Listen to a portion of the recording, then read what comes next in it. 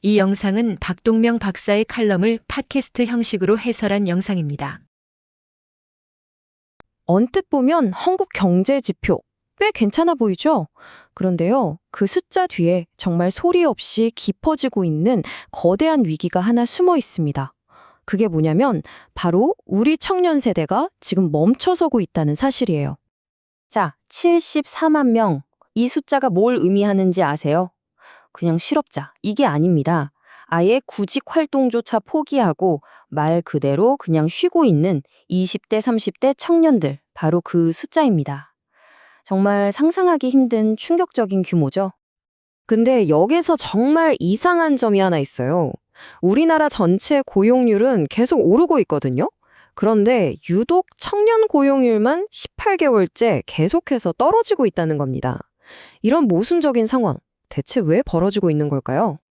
여기서 우리가 진짜 주목해야 할 점은요, 이게 더 이상 그냥 몇몇 청년 개인의 문제가 아니라는 거예요.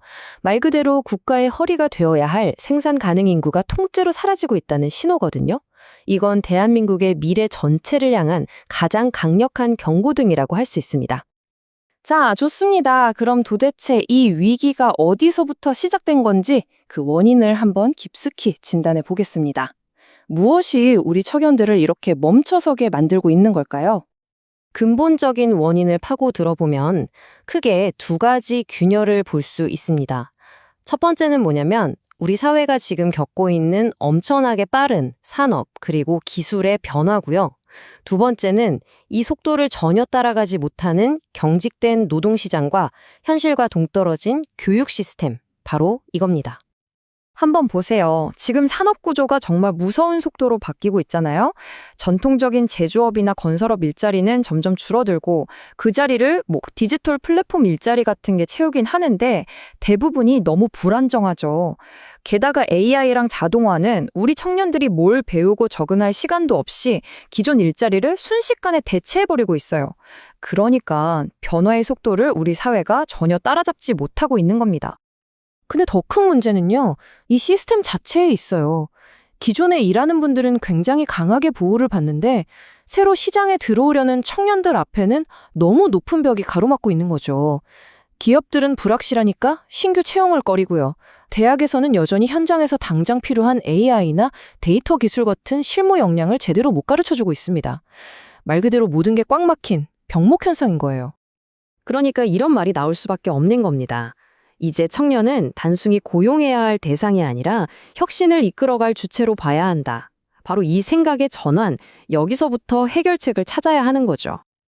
자, 그렇다면 이 복잡하게 얽힌 문제에 대한 처방은 뭘까요? 어떻게 해야 지속 가능한 미래를 만들 수 있을지 구체적인 해법들을 한번 살펴보겠습니다. 해법은 크게 세 단계의 그림으로 제시가 되는데요. 첫째, 수도권에만 집중하지 말고 지역별로 산업허브를 만들어서 청년들이 그곳으로 모일 수 있게 하자는 겁니다. 둘째, 기업은 좀 더 유연하게 사람을 뽑을 수 있게 해주되 혹시 일자리를 잃더라도 버틸 수 있도록 사회 안전망은 훨씬 더 튼튼하게 만들고요. 그리고 마지막으로 AI 시대에 뒤처지지 않게 국가가 책임지고 재교육을 시키는 시스템을 만들자는 거죠.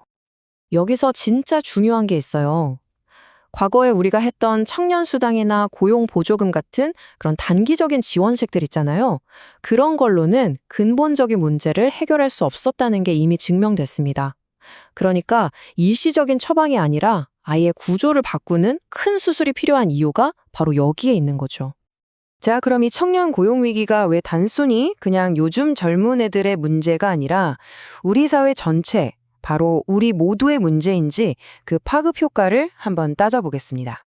생각해보세요. 한 세대가 이렇게 기회를 잃고 무너지면 그 충격은 마치 도미노처럼 사회 전체로 퍼져나갑니다.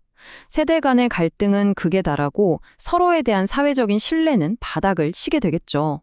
자연스럽게 결혼이나 출산 같은 건 아예 생각도 못하게 되고요. 결국에는 우리 모두의 미래가 걸린 주거, 복지 시스템 전체가 뿌리부터 흔들리게 되는 겁니다. 결국 이 문제의 본질은 바로 이겁니다. 청년 정책은 더 이상 누군가에게 베푸는 시혜가 아니다.